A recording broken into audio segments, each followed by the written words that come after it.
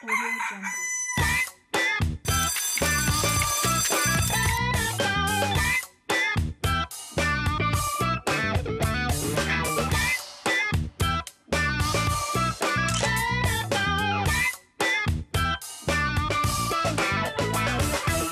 Bien le bonjour à toutes et à tous, mesdames et messieurs, téléspectateurs de Côte d'Ivoire et du monde entier. Merci d'être en notre compagnie. C'est Matin Bonheur. Bonjour Marco, bonjour téléspectateurs de Matin Bonheur. Vous avez eu 2 jours de repos. On espère que vous avez eu le temps de recharger vos batteries pour affronter cette nouvelle semaine qui commence tout en beauté, bien sûr, en suivant Matin Bonheur. Absolument, nouvelle semaine, nouvelle promesse avec bien sûr tous les démembrements du conducteur, bien sûr, qui vont s'offrir à vous avec bien sûr les no comments, les reportages, et puis bien sûr, la thématique aujourd'hui qui va aborder un thème très important. Justement, Marco, aujourd'hui, on va lever un coin de voile sur le volet économique de la filière avicole Made in Côte d'Ivoire. Qu'est-ce qu'il faut pour pouvoir bénéficier de tous les avantages de cette filière? On en parlera dans la thématique du jour, la thématique économique. On aura nos différentes rubriques. Gabriel Zani sera là avec nous, avec la méthode qu'on lui connaît pour arracher la vérité à son invité du jour. On aura les informations, le JT, les reportages et bien sûr la titrologie et la revue de presse qui démarre avec Fatim Djedje.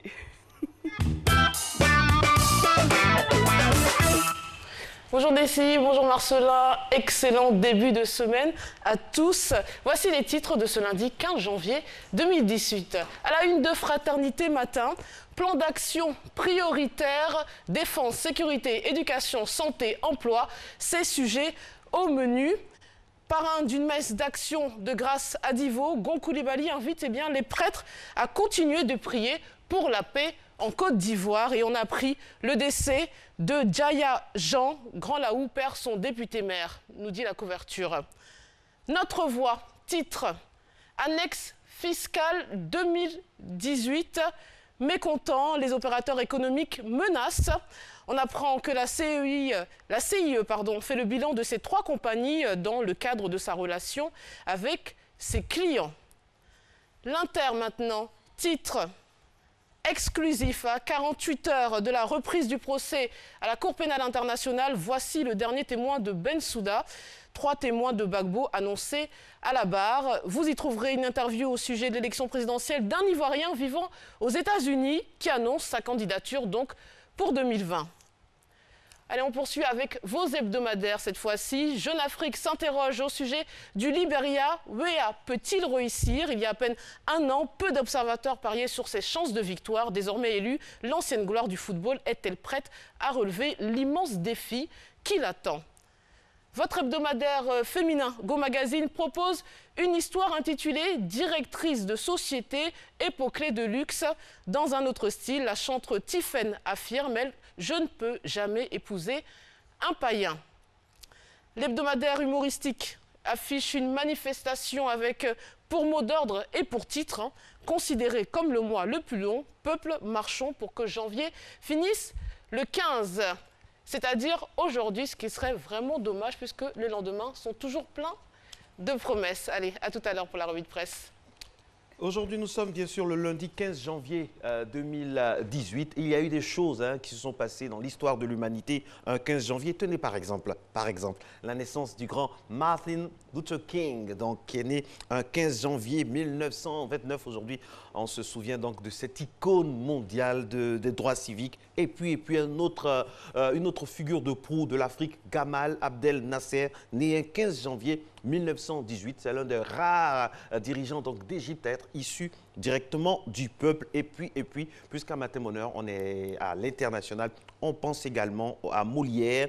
Oui, Molière, oui, c'est vrai, Molière, qui est né également un 15 janvier 1622. Vous êtes né un 15 janvier aussi, Nessie? Un 15 mai. Un 15 mai. Vous voyez, on est dans la sphère des 15. Et 15, c'est la moitié du mois. Ça veut dire que le mois de janvier est en train de finir. Est en train de finir. Il y en a qui sont très, très heureux. Même si les cahiers de bordereau sont presque pleins.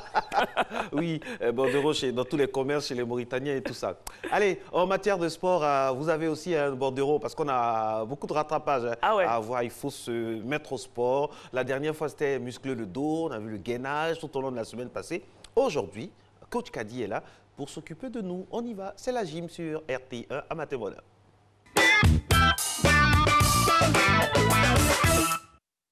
Bonjour chers téléspectateurs, bienvenue à votre émission de sport. Alors, encore Coach Kadi présente. Aujourd'hui, lundi, on va commencer par quelque chose un peu plus léger, mais qui va quand même vous faire bouger. Même principe, assurez-vous de n'avoir aucun objet autour de vous. Assurez-vous d'avoir assez d'espace pour pouvoir vous déplacer, d'avoir une petite bouteille d'eau, une serviette à côté.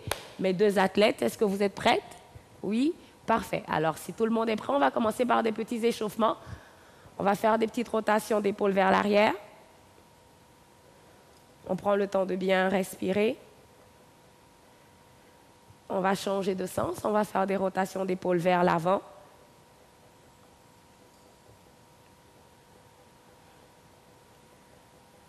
Excellent. On va lever les bras vers le plafond. On va ramener. On expire en remontant. On prend le temps de bien souffler. On va se réveiller en douceur, j'espère, pour tout le monde. Une dernière, excellent. On va faire des rotations de tronc.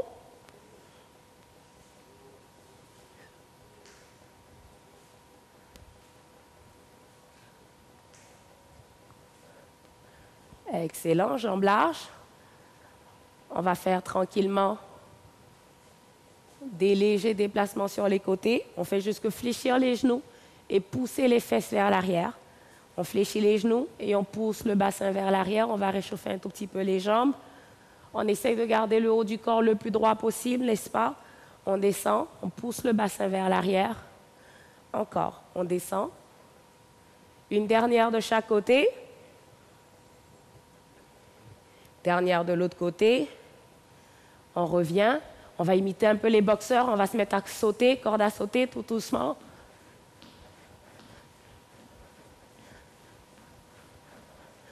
Excellent. Et on relâche. Alors, bien réchauffé. Si vous êtes prêts, c'est parti. On va se placer légèrement décalé sur le côté. Et on y va. Jambes en avant, tape, tourne. Tape. On veut faire des rotations du haut du corps. Tape, on tourne. Encore. Frappe, encore. Tape. Et on revient. On se place ici. Genoux dans la poitrine. Genou, intérieur de jambe. Genou, cheville, c'est ça. Genou, cheville, encore. On essaye de descendre un tout petit peu. Hop, genou. Excellent. On revient ici. Déplacement en squat. Squat, revient.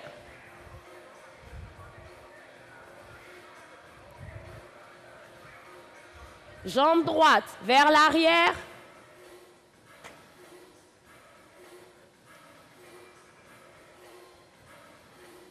Et on repart. Jambe droite, squat.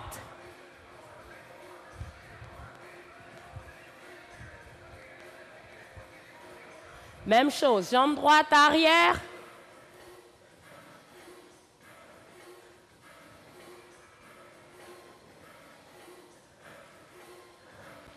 Squat, je croise.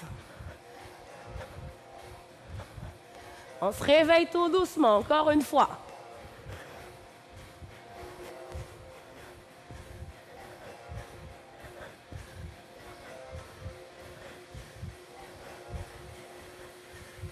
On reste.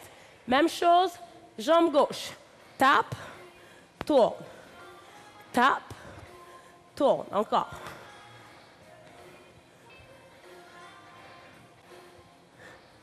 On revient. Jambe gauche. Intérieur.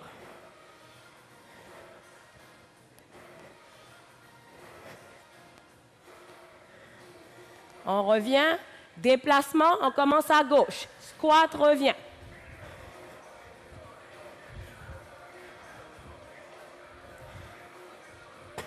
Jambe gauche arrière.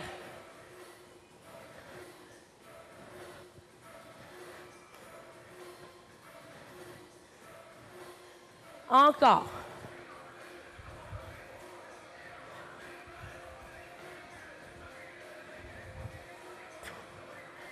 Jambe gauche.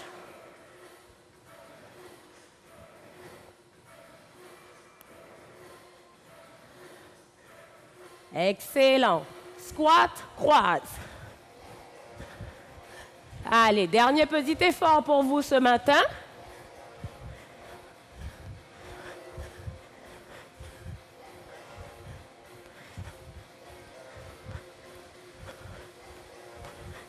Et on reste, on respire, rotation, on respire.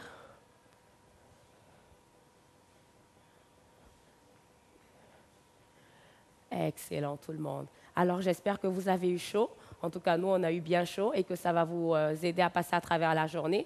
Je vous souhaite de passer une excellente journée et on se revoit dès demain.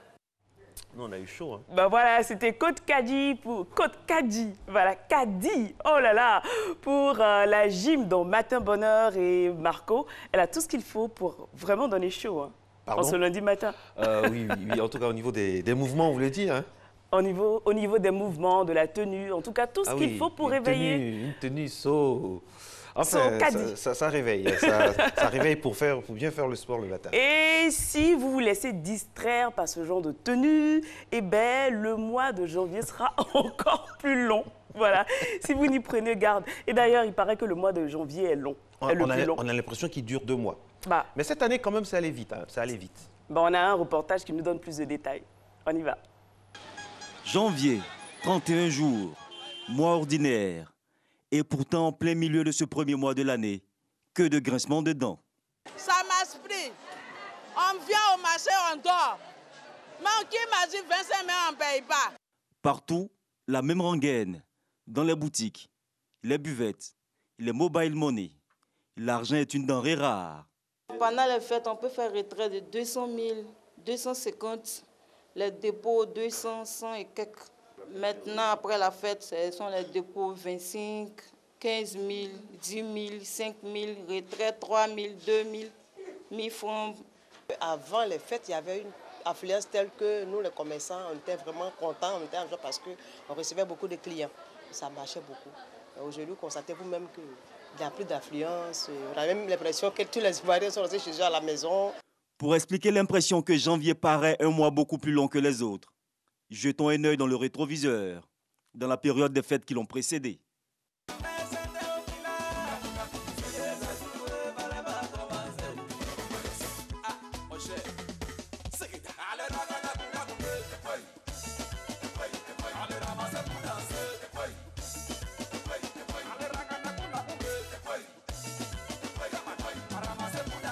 Noël, Saint-Sylvestre, jour de l'an.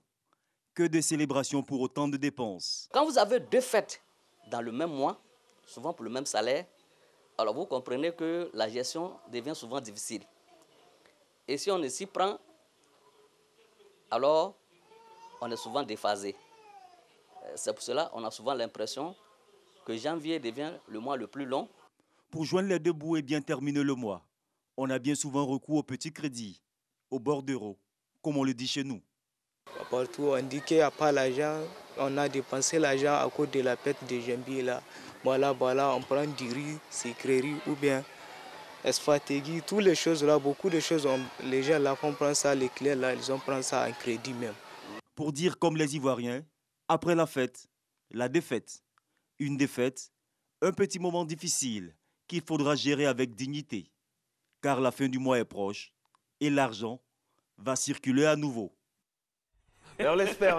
Excellent reportage de notre homme du terrain, donc Guillaume Zéré, avec des reportages qui parlent du quotidien des Ivoiriens. C'est ça l'esprit Matin Bonheur, sous l'action bien sûr de Kadi Fadiga avec Christelle Akoussa. Toute l'équipe se féliciter. On vous permet d'avoir un peu les pulsions et toutes les vibrations de la société. Après la fête, la défaite. Mais après cet élément, la continuité, surtout parlant de défaite, eh bien, on sera question dans le volet sport avec la première défaite, hélas, des Ivoiriens, c'est au Chan. Mais avant d'y arriver, sur la route, on espère qu'il y a la victoire. C'est le point route, c'est parti. Alors, Nessie, on va où? On va où? Et là, c'est sûr qu'on sera aux 2 plateaux. aux deux plateaux. On fait un pari. Super. Vous avez gagné, allez-y. Mais le soleil ne s'est pas encore levé. Eh oui. Mais là, on sent qu'ils sont déjà sortis, les Ivoiriens. Ah bon? Comme ça, là? Que d'habitude. Hein. Ah oui, c'est vrai, c'est vrai. Mais là, tout doucement, il y a beaucoup plus d'affluence que d'habitude à 7 h de la journée. J'ai failli dire à 7 h de la nuit, mais c'est la journée, même si le soleil n'est pas encore debout. Alors, deuxième tronçon maintenant qu'on va essayer de voir avec la dextérité de Christelle Akoussa, qui signe l'écriture technique de cette émission, c'est le boulevard lagunaire au pied des tours du plateau. Voilà, un beau panorama, donc même s'il fait encore nuit, mais bon, l'asphalte donc est très utilisé ce matin par les lève-tôt, l'équipe des lève-tôt. Et là, on part chez moi, à Trècheville, j'en suis sûre. Trècheville. Ah non. Oh là là, le plateau, c'est le pont de Gaulle. Vous voyez, Marco, c'est mouvementé là. Oui, oui, c'est quand même. Puis il y a une belle vue. Hein. Il y a une très magnifique vue. Voilà. J'imagine l'équipe de Matin Bonheur à ce même endroit. Oui, imaginez, on vous déclare la flamme là-bas, votre fiancé vous offre votre bague avec ce beau panorama là, c'est bon, hein? Bon, on espère qu'il regarde et qu'il va s'en inspirer. Oui, allez, c'est à vous de jouer. Allez-y. Allez, troisième, allez, dernier point, c'est le pont. C'est le pont? Oui, il y a le pont, l'échangeur de Makori. Donc, c'est, ouais, ça bouge un peu quand même. Quand même, oui, à 7 h de la journée. Il y a du mouvement. Là, par contre, on peut faire la déclaration parce qu'il y a trop de mouvement. Là, il pourrait être perturbé, ça c'est sûr. Il pourrait être perturbé, c'est ça.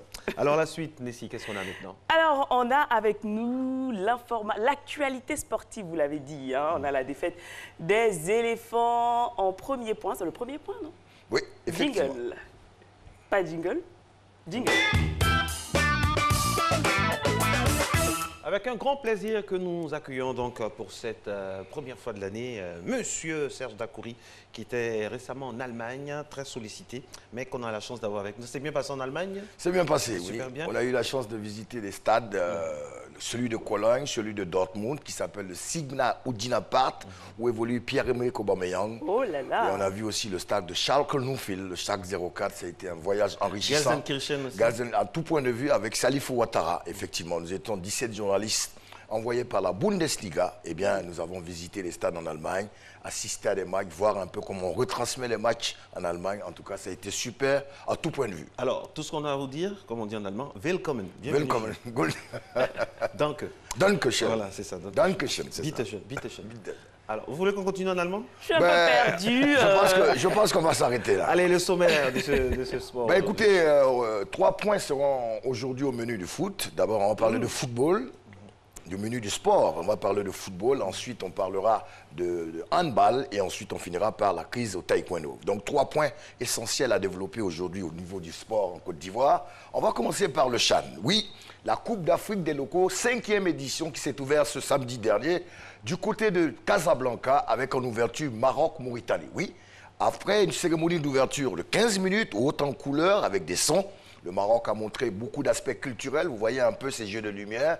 C'était au stade Mohamed V de Casablanca, sous le coup de 17 h samedi dernier, avec un public venu soutenir, parce qu'après, il y avait le match d'ouverture entre les Lions de l'Atlas et les Mourabitoun de Mauritanie. Voilà, ça c'est la cérémonie d'ouverture avec un peu le spectacle qui montrait les richesses culturelles de l'Afrique, puisqu'il n'y avait pas que le Maroc. 16 pays africains sont invités à cette Coupe d'Afrique des locaux, ce qui s'appelle le CHAN.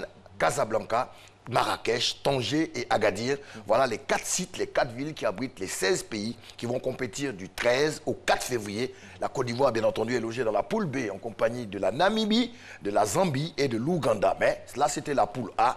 Maroc-Mauritanie, match d'ouverture. Eh bien, les Marocains ont souffert en première mi-temps. 0-0 au bout de 45 premières minutes. Il a fallu attendre la 66e minute pour voir les Marocains ouvrir le score par l'attaquant Yacoub Kaabi.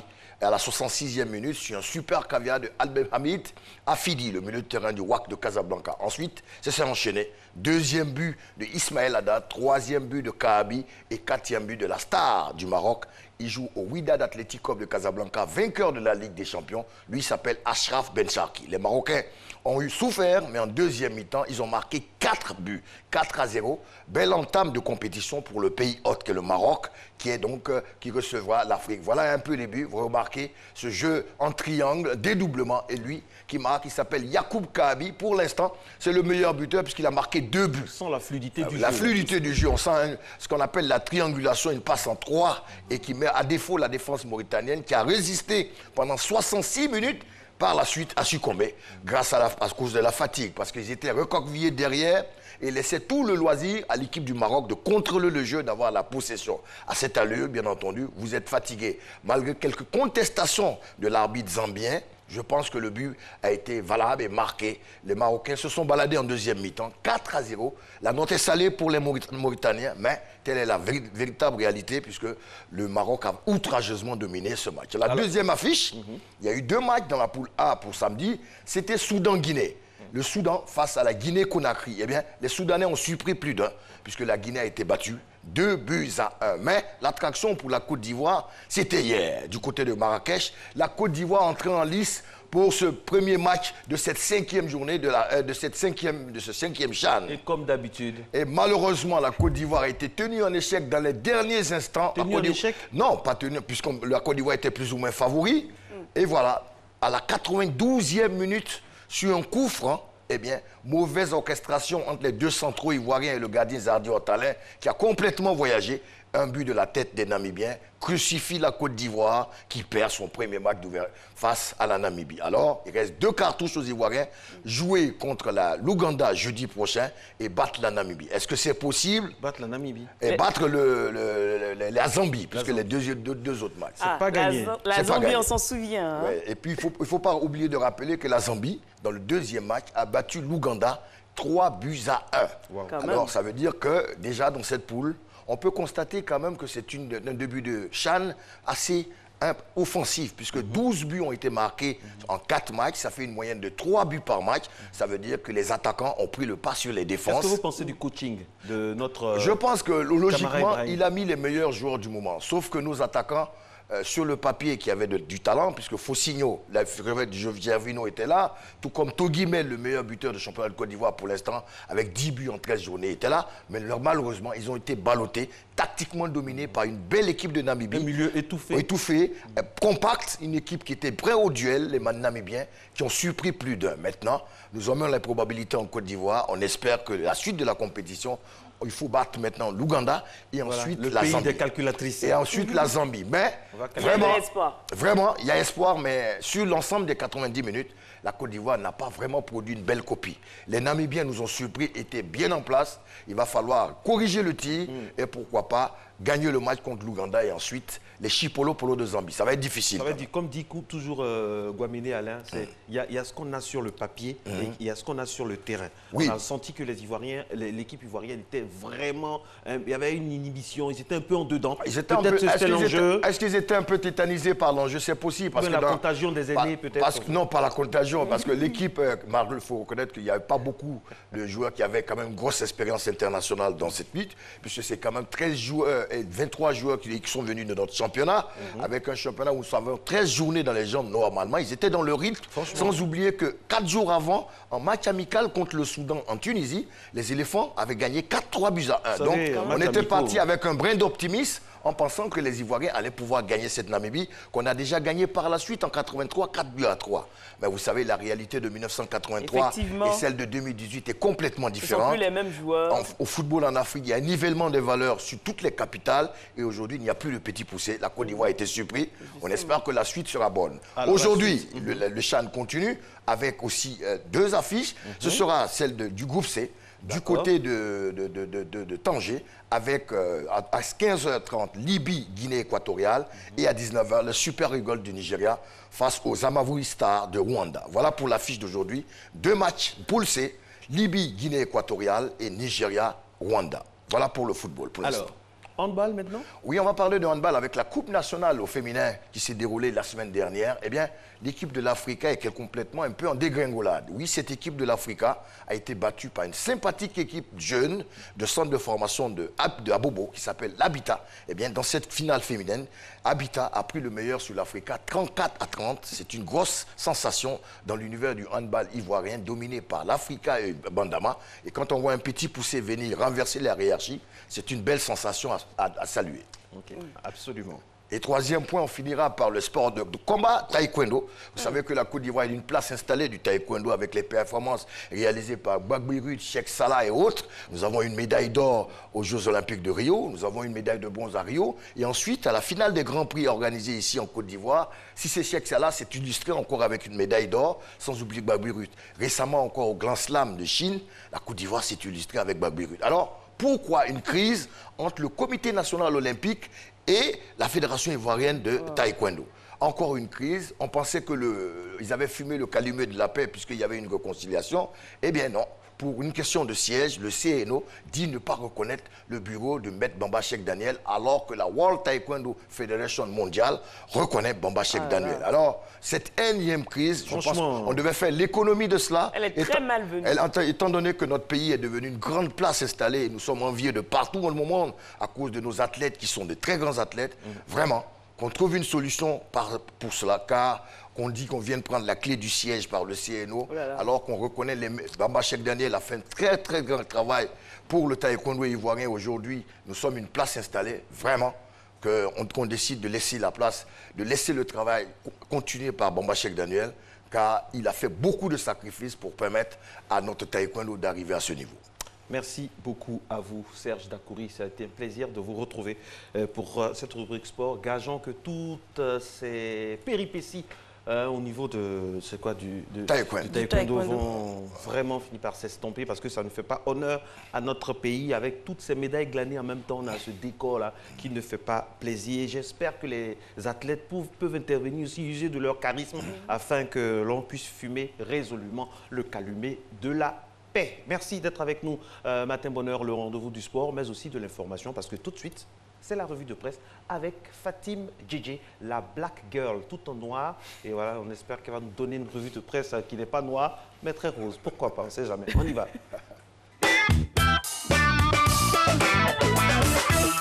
Allez, on commence avec la défaite des éléphants dans notre voie. Et oui, double dose après les explications de Serge Dakouri. Pour leur première sortie en championnat d'Afrique et des Nations, eh bien, les éléphants de Côte d'Ivoire ont été battus hier sur le score de 1-0 par les athlétiques. La très athlétique équipe de Namibie dans les arrêts de jeu. Alors dès l'entame du jeu, la Côte d'Ivoire fait bonne impression. Elle a le match en main pendant une dizaine de minutes. Les Ivoiriens dominent et poussent leurs adversaires dans leur camp. Mais ils ne profiteront jamais de cette domination par manque d'efficacité au milieu du terrain. Les joueurs du secteur médian ivoirien n'arrivaient pas à faire 2 passes correctes de suite. L'entraîneur Camara doit revoir sa copie avant le prochain match, nous dit donc l'article.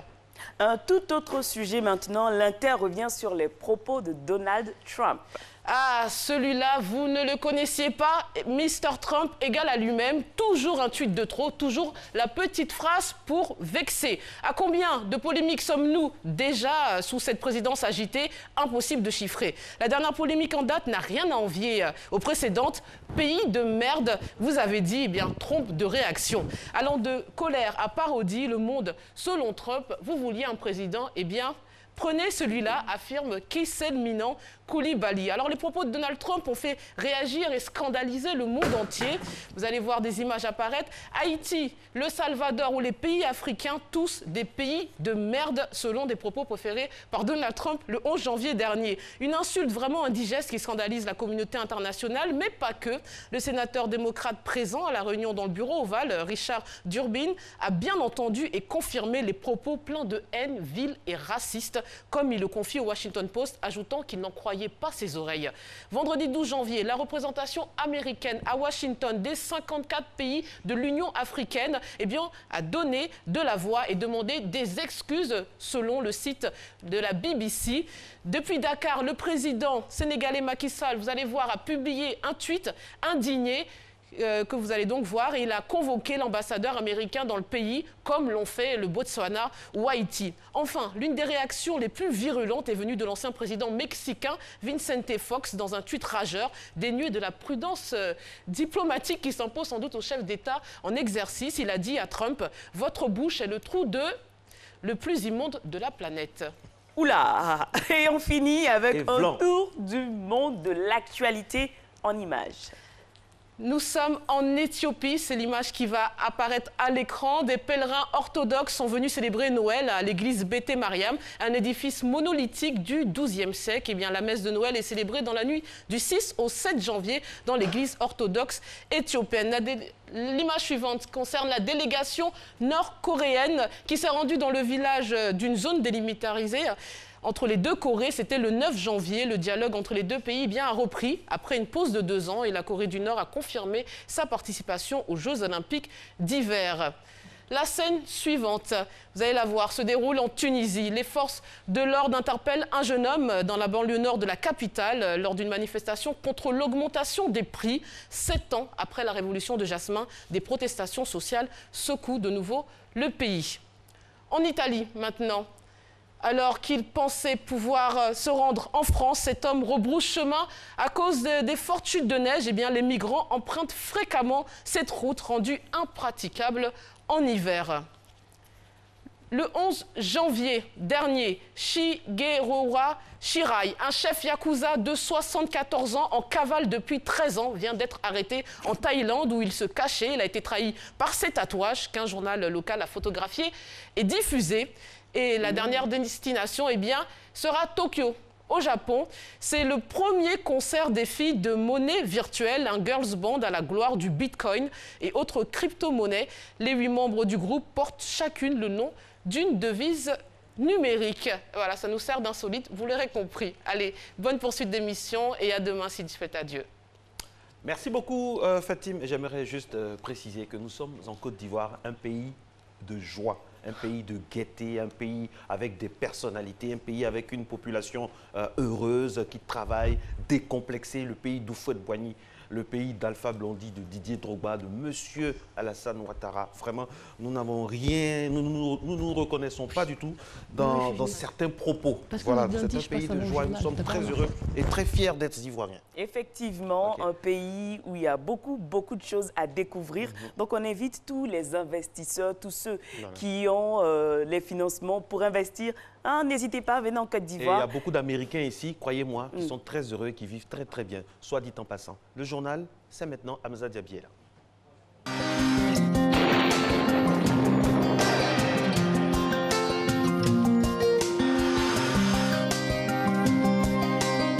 MTN, everywhere you go. Madame, Messieurs, bonjour. Merci de nous suivre en ce lundi. Aujourd'hui, en début de matinée, de la brume humide ou du brouillard entraînera une réduction de visibilité sur les zones du sud. Cette situation passera par la suite à un temps partiellement nuageux et relativement ensoleillé. Le nord et la bande centrale seront dominés par un temps froid et sec du fait de la présence d'air sec sur ces zones. Par la suite, le temps sera dominé par le soleil. Les températures au lever de ce jour, 27 pour Abidjan, à Diaké nous donne 26 degrés, 24 pour Bandoukou, 23 degrés à Boaké, 24 degrés à Daloa, 25 pour Dimbokro, 24 à Gagnoa, 23 degrés pour Korogo. La température la plus faible de 20 enregistrée dans le Tompi, 21 degrés à Odiéné, 27 pour San Pedro, 26 à Sassandra, 25 pour Tabou et 24 à Yamoussoukro. Cet après-midi, un temps relativement ensoleillé dominera la période sur l'ensemble de la Côte d'Ivoire. En fin de période, l'entrée des flux maritimes du littoral jusqu'à la bande centrale entraînera la formation de denses nuages dans le sud, ce qui pourrait occasionner de faibles pluies, notamment dans le sud-ouest. Le nord sera toujours sous le régime de l'harmattan. On y va pour les températures de notre après-midi. 31 à Abidjan et à Diaké. La ville de Bandoukou affichera 35 degrés, ainsi que celle de Boaké. 34 degrés à Daloa, 35 à Dimbokro, 34 pour le Go, 35 degrés à Korogo, 34 pour le Tompi. Odiéné nous donnera 35, 31 à San Pedro, 30 degrés pour Sassandra et Tabou et 34 à Yamoussoukro. Le résumé du temps de ce lundi est fait. Excellent début de semaine à tous et à chacun.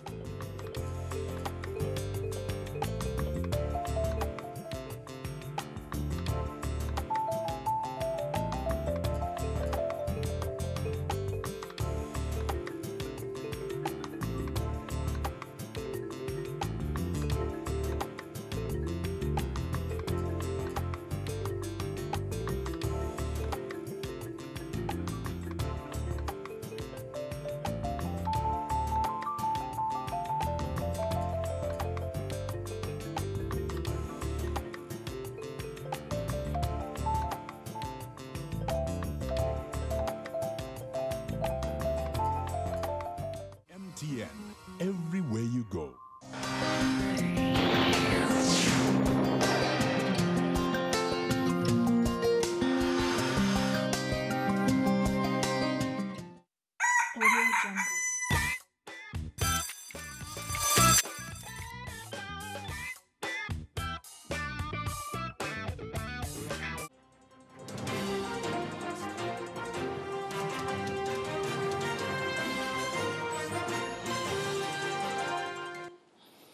Bonjour mesdames et messieurs, bienvenue dans ce 6h30. Ouvrons ce journal par ce concours organisé par le Centre des jeunes dirigeants, un concours pour trouver les meilleurs projets de start-up. C'est une plateforme au service des entrepreneurs qui aide au financement des jeunes porteurs d'idées, une initiative de la Chambre de commerce et d'industrie. Nadia Ija, Franck Quadio. Un pas de franchi pour ces 3 porteurs d'idées. Leur start-up, jeune entreprise à fort potentiel sélectionnée pour la grande finale du grand concours Pitch Hub Africa.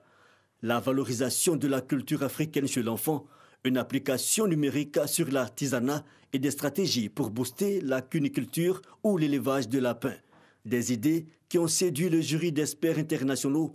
Les participants, au nombre de 13, ont eu chacun 5 minutes pour défendre leur projet. C'est une plateforme qui a pour vocation de connecter les entrepreneurs du continent et les investisseurs. Tous les projets qui sont venus étaient des projets pour nous gagnants, puisqu'ils vont repartir avec accès à nos partenaires et donc faire grandir et améliorer leurs projets. Prochaine étape, la grande finale pour l'obtention de financement. Une opportunité à saisir. Les différents partenaires de cette compétition nous ont promis pas mal de choses qui sont assez intéressantes pour des jeunes entrepreneurs, de l'accompagnement et aussi la possibilité d'être incubé et aussi d'aller au Maroc pour pouvoir compétir avec les autres des différents pays africains. Pour Andy Max Ableyi, l'organisateur de l'étape ivoirienne, il faut multiplier ce type d'activité. Cette année, nous avons décidé de travailler sur l'employabilité des jeunes, c'est-à-dire que nous allons permettre à des jeunes, des étudiants, des élèves de côtoyer le monde des entreprises. Et cela, nous essayons de corriger ça. Rappelons que le pitch d'Abidjan n'est qu'une étape des présélections du Hub Africa qui se tiendront dans 6 autres pays. La grande finale aura lieu les 2 et 3 mai 2018 à Casablanca, au Maroc. À Bouaké, dans le Bouaké, 40 étudiants de l'UFR des sciences médicales viennent d'être outillés aux techniques pédagogiques à l'issue d'un séminaire sur la pédagogie qui a duré 5 jours. Séminaire organisé au campus 1 de Bouaké à l'endroit des futurs enseignants. Reportage Alain Essois et Kwadjo Kwame de la station régionale RTI Bouaké. Ils sont au nombre de 40, ces internes et assistants-chefs des cliniques de l'UFR Sciences médicales de l'Université Alassane Ouattara. 5 jours durant, ils ont été outillés à rénover l'approche pédagogique à travers le développement de nouvelles méthodes et l'utilisation des ressources de manière plus efficace pour davantage impliquer les acteurs universitaires et en premier les enseignants. On a constaté que les assistants, quand ils arrivent, qu'ils n'ont pas un ancrage sur lequel ils doivent s'appuyer pour pouvoir dispenser des cours. Donc nous, ici, on leur apporte quelque chose qui va leur permettre de s'améliorer au fur et à mesure. Et nous serons là pour les suivre afin que Bouaké demeure toujours l'université première. Permettre à ces futurs enseignants d'acquérir les bases de la pédagogie afin de mieux inculquer le savoir aux étudiants. Ces actifs et forces vives de demain. Tel est l'objectif assigné à ce séminaire. De quoi réjouir les participants qui souhaitent que ce type d'initiative soit perpétuée. Nous sommes les internes et nous sommes amenés à apprendre la carrière d'enseignant. Et cette formation nous permet d'asseoir les éléments basés de la pédagogie. Nous avons appris comment nous tenir devant les étudiants, comment aborder les étudiants. Reste encore d'énormes défis à relever pour hisser le système d'enseignement supérieur ivoirien. Et ce séminaire sur la pédagogie de l'enseignement vient ainsi redonner du sens au principe d'égalité pour permettre la réussite de tous les apprenants au sein d'une formation supérieure de qualité. Dans la région de l'Indénié-Duablin, la problématique de la violence en milieu scolaire est une véritable préoccupation pour les populations. Les cadres, la chefferie traditionnelle, les acteurs du système scolaire et l'ensemble des différentes couches de la société se sont retrouvés à Abengourou pour tenter de trouver des solutions à la crise qui secoue l'école dans la région. Eugène Atoubé. Il aura fallu le contre-coup dans l'Indénié-Duablin des crises répétitives de l'école pour que le système scolaire dans cette région bénéficie de toutes les attentions. Attention des élus, cadres, autorités administratives et coutumières, attention aussi de la communauté éducative et des populations. Pour nous les cadres, ayant bénéficié de cet ascenseur social, on se doit d'être un modèle et faire un pas de plus pour que nous édifions un mécanisme nouveau pour régler et réguler l'école. Chacun y est allé de ses arguments et de sa vision de l'école pour enrichir la réflexion au cours des travaux en atelier. Les élèves au cœur des violences dans les collèges et lycées ont été mis à contribution autant que les parents. Quand tu es à Kiman, quand tu fais quelque chose, quand tu n'as pas étudié, tu viens, ton cœur bat. Il te dit que si tu n'as pas une bonne moyenne, le professeur, souvent il appelle les parents ils ne disent rien, mais lui-même il prend ses responsabilités d'abord. On te met à genoux devant tout le monde, à la récréation, tout le monde te regarde. Il faudrait que nous sachions pourquoi nous allons à l'école. Il ne faudrait pas que nous le fassions pour nos parents. On le fait pour nous, pour pouvoir s'en sortir dans la vie. C'est un tableau bien sombre qui résume l'état du système scolaire dans la région de l'Indénie-Duablin, selon l'analyse diagnostique faite par les autorités éducatives. Tableau dans lequel les élèves, les enseignants et autres personnels des collèges et lycées sont tous comptables des crises survenues ces dernières années. Les autres composantes du corps social, les parents d'élèves notamment, n'y échappent pas. Il n'y a pas toujours ce réflexe de venir voir ce que l'enfant fait, d'aller même au collège, d'aller dans l'établissement pour savoir si l'enfant est véritablement présent à l'école. L'autorité fait sa part. Mais je dis, il est temps que les populations prennent conscience de l'éducation de leurs enfants. Nous sommes co-éducateurs, nous les parents d'élèves, nous les populations. L'État seul ne peut pas s'engager dans les dépenses éducatives, dans les projets éducatifs de nos enfants. Les crises du système scolaire dans l'Indénie-Duablin, une responsabilité partagée et bonne conscience comprise, tous s'accordent sur l'exigence d'œuvrer pour que l'école dans l'Indénie-Duablin retrouve son rayonnement d'antan.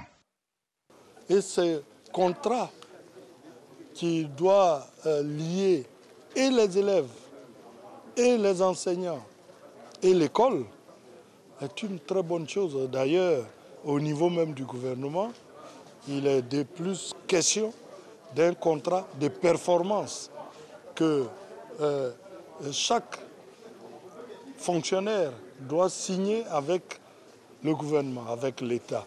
Il est prévu une large diffusion des résolutions du séminaire d'Abengourou, une initiative qui pourrait faire école dans les autres régions du pays.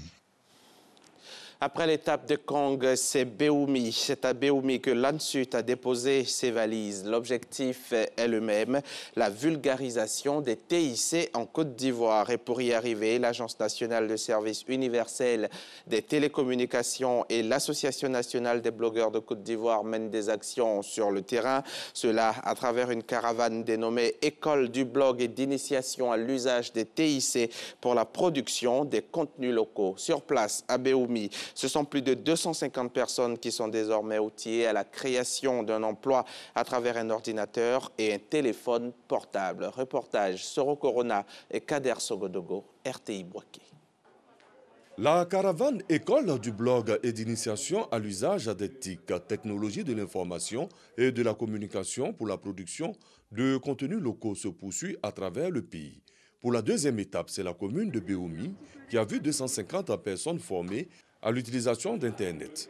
Par cette caravane, l'ANSUT, Agence nationale du service universel des télécommunications, veut former et éduquer les populations à l'utilisation quotidienne de l'Internet afin de découvrir et profiter des avantages et opportunités qu'offre le numérique. Il s'agit en fait de vulgariser l'usage des TIC auprès des populations, auprès de la communauté rurale, le plus largement possible. L'ANSUT est accompagnée dans cette caravane par l'Union nationale des blogueurs de Côte d'Ivoire. Ainsi, avec les outils de base des TIC, notamment l'ordinateur, plusieurs métiers sont disponibles en toute légalité. Le blogging, le digital management, le web entrepreneuriat, le métier d'analyste programmeur. Nous parlons de l'initiation basique à l'utilisation d'Internet, l'utilisation des services de Google, de même que l'entrepreneuriat via le web. Débuté le 4 janvier, l'école du blog et d'initiation à l'usage des TIC prend fin le 22 janvier prochain avec l'étape de San Pedro. Ce sont au total 1000 personnes qui seront désormais capables de produire des contenus locaux avec Internet. Hors de nos frontières, pour retracer l'histoire de l'esclavage, le maire de la ville de Bordeaux, Alain Juppé, a fait construire un musée, un centre de recherche pour mieux expliquer l'histoire de la traite négrière. Mamadou Kouassi est de retour de Bordeaux. Entre le 15e et le 19e siècle, près de 12 millions d'Africains furent déportés sur les côtes américaines. Un véritable commerce en 3 continents, à savoir l'Afrique, l'Europe et l'Amérique. La ville de Bordeaux, située au sud de la France, a été un carrefour important dans ce commerce triangulaire pour le compte du continent européen. Les produits servant d'échange avec les esclaves transitaient par cette ville, ainsi que les fruits des efforts de ces esclaves dans les champs sur le continent américain. Bordeaux était l'entrepôt de l'Europe. Toutes les denrées coloniales, quantité de denrées coloniales, transitaient par Bordeaux avant de gagner Londres, Amsterdam ou Hambourg. Et de la même manière, beaucoup de denrées arrivaient de toute l'Europe qui repartaient destinées à alimenter les colons installés dans les colonies. Cette position a beaucoup contribué au développement de plusieurs villes européennes, dont Bordeaux, qui jouent aujourd'hui des retombées de ce commerce jugé honteux. La plupart des infrastructures qui font la fierté de la ville de Bordeaux sont le fruit de cette traite négrière. Et les efforts de ces Africains sont reconnus aujourd'hui, d'où l'ouverture d'un musée retraçant l'histoire de cette page noire du continent africain. Une reconnaissance du maire Alain Juppé, avec l'implication de la diaspora dans la valorisation des retombées. L'arbre, avant de grandir, puise sa source dans la terre nourricière. On ne peut pas vouloir avancer si on ne sait pas notre histoire. Donc il était important pour nous, en tout cas issus des diasporas, de nous battre auprès d'Alain Juppé qui a toujours eu cette volonté-là de faire avancer les choses, de pouvoir réaliser, on va dire, ce musée. Le musée de Bordeaux retrace toute l'histoire de la traite négrière, des premiers bateaux qui ont accosté sur le continent africain, en passant par la vie de ces esclaves sur le continent américain. Les productions de canne à sucre et les champs de café. Dans ce musée, l'on peut retrouver les extraits de naissance de certains esclaves installés sur des territoires français et sur le continent américain, à l'image d'Haïti, de la Guadeloupe et de la Martinique. On y trouve également des produits des terroirs ivoiriens. On estime à environ 4000 le nombre d'Africains ou d'Antillais installés en Aquitaine au XVIIIe siècle. Beaucoup d'entre eux étaient esclaves, mais des esclaves domestiques. Le ministre de la Culture et de la Francophonie, Maurice Kwaku Badama, de passage dans ce centre de recherche, s'est réjoui de cette richesse dont pourraient s'inspirer les chercheurs ivoiriens dans le cadre de l'élaboration de la route de l'esclave. Si les Européens, qui eux-mêmes ont été les acteurs principaux de l'esclavage, reconnaissent leur place et leur rôle, pourquoi nous, Africains, devons nous taire, continuer de nous taire sur notre rôle, notre complicité et notre contribution à l'esclavage? C'est donc la problématique. Et il était bon que nous venions ici à Bordeaux pour nous informer, pour voir comment le musée d'Aquitaine est structuré, pour que nous puissions enrichir nos musées et notre route de l'esclave. Si ce commerce continue de faire des heureux sous d'autres cieux, il était l'une des pires histoires du continent africain, de par la pète de ses braves valides. Au Libéria, la présidente sortante Ellen Johnson Sirleaf a été exclue du Parti de l'Unité avec 4 autres membres. Une décision qui fait suite aux rumeurs de soutien de la présidente à George Weah, l'opposant de Joseph Boakai, vice-président de Johnson Sirleaf et candidat malheureux du parti à la présidentielle. Le Parti de l'Unité est de plus en plus fragilisé par des dissensions internes, ce qui laisse planer le doute quant à son avenir. La claque du ciel, c'est ainsi que le président de l'autorité palestinienne a qualifié l'offre de paix de Donald Trump. Plus d'un mois après la décision américaine de reconnaître Jérusalem comme la capitale d'Israël, Mahmoud Abbas s'est exprimé dimanche 14 janvier lors de la réunion d'ouverture du Conseil central de l'Organisation de libération de la Palestine, l'OLP. Une réunion qui doit définir la stratégie des Palestiniens vis-à-vis de l'administration américaine. Le président de l'autorité palestinienne s'est montré particulièrement offensif à l'égard des États-Unis. C'est la fin de ce journal. Merci de l'avoir suivi. Merci Hamza. Merci Nessie. On vous retrouve à 13h? Non, j'ai fait le week-end. Ouais. Donc, vous avez droit au repos. J'ai droit à quelques jours de repos. Profitez-en, profitez-en. Merci beaucoup. Allez, vous êtes toujours en direct de la RTI. Vous suivez Matin Bonheur qui continue sa randonnée, je ne dirais pas pédestre, mais plutôt informative. Et cette fois-ci, on fait une escale chez Gabriel Zani qui reçoit Monsieur Claver Aka, une interview qui promet. Qui promet parce que c'est le président. Là, il me corrige là. Edouard Aka. Edouard Aka. Ah, super. Allez, instant vérité.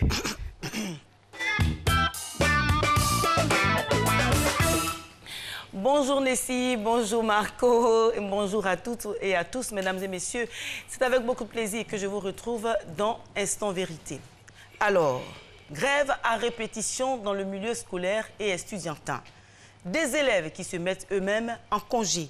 Frais annexes scolaires exagérés, mesdames et messieurs, autant de faits qui fâchent la société ivoirienne.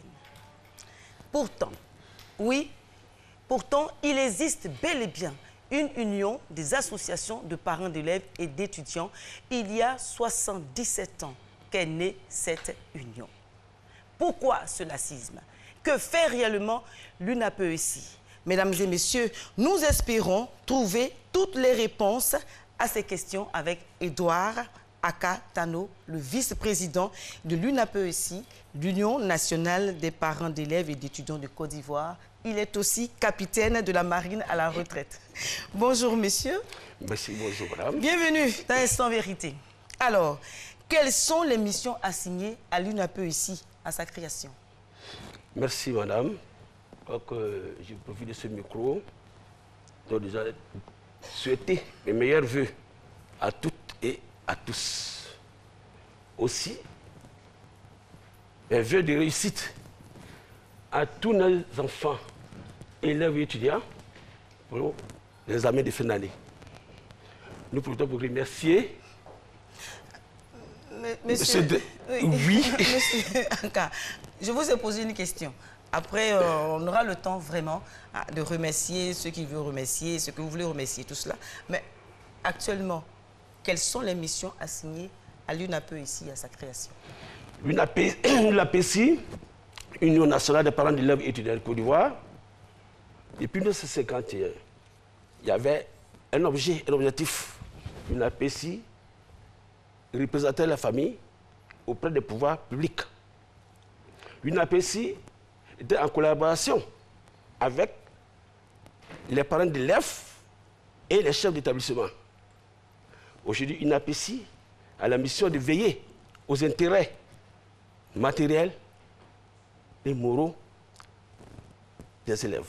D'accord. Alors, donc, l'association des parents d'élèves et d'étudiants, donc, informe en fait l'école, les élèves, les parents, l'institution. Mais ce qu'on veut savoir, qui est son principal interlocuteur?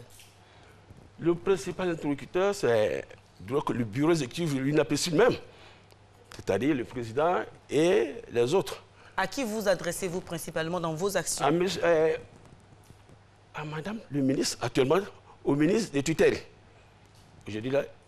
Pourquoi vous adressez principalement au ministre de tutelle? Pourquoi?